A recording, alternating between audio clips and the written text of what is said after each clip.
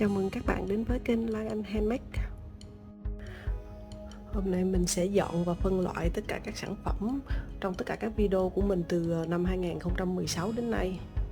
Đây là toàn bộ các sản phẩm mình đã làm từ năm 2016 đến nay. Mình để theo năm chứ mình không phân loại ra theo loại trang sức. Đa số là khi mà mình làm clip xong thì mình giữ lại tất cả các sản phẩm, mình chỉ tặng cho bạn bè, người thân và một số khách hàng mà mình cảm thấy có duyên thôi, chứ mình không có bán, cho nên là rất là nhiều và khá là lộn xộn. Cho nên là hôm nay mình sẽ phân loại theo bông tai, mặt dây chuyền, nhẫn, lắc. Mình sẽ chia nó vô một cái tủ để mà khi mà mình muốn tìm nó dễ hơn. Tất cả sản phẩm hôm nay mình sẽ phân loại.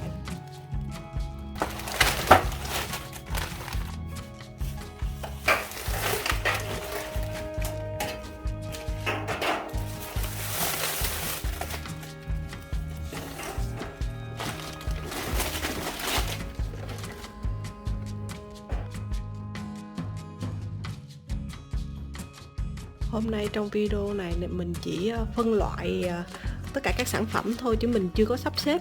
Sắp xếp sẽ có trong các video sau. Ví dụ mình phân loại như thế này. Đây là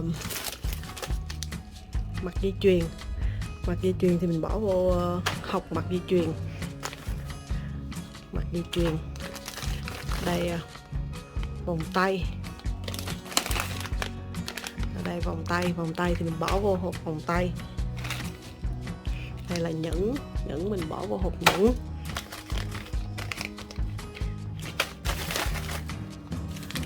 Đây, ví dụ như đây là bộ thì mình bỏ qua bộ.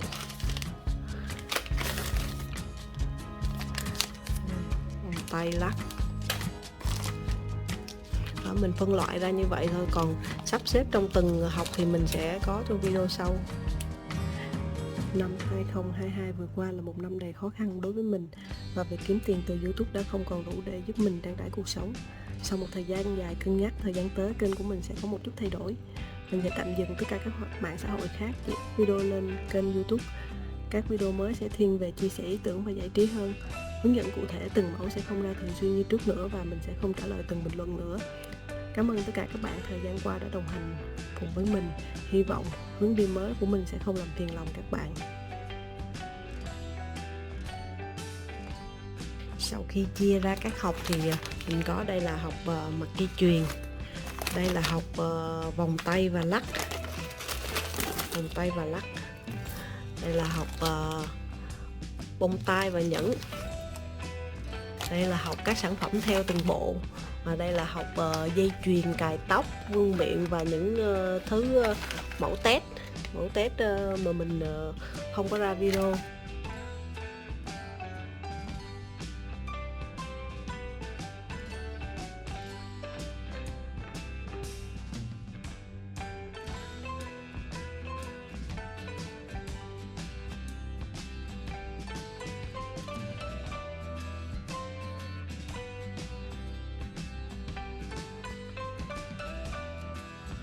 Đây là tất cả các sản phẩm sau khi mình đã phân loại xong.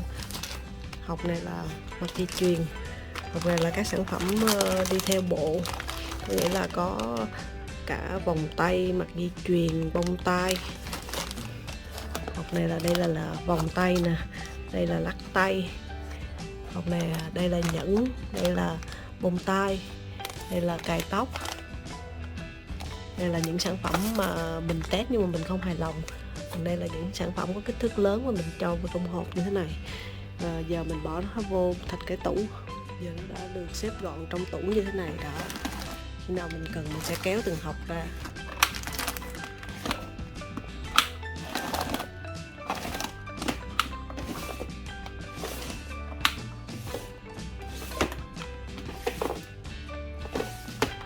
Cảm ơn các bạn đã xem hết video của mình.